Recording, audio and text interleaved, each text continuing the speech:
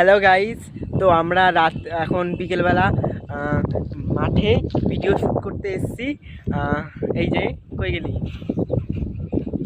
Video করবি না তোর তোরই আমার ভিডিও করে দিবি না? এই যে আমাদের চারিদিকে মাঠ, পরিবেশ কি সুন্দর দেখে নাও। তো গাইস, আমি ওকে অনেকক্ষণ ধরে বলছি যে আমার একটা মানে স্লো ভিডিও বানিয়ে দিতে। এদিকে ঘর কালো লাগছে, হ্যাঁ তো স্লো ভিডিও বানিয়ে দিতে, মানে একা আমার সেইটা নিয়ে নাটক চলছে 3 ঘন্টা ধরে।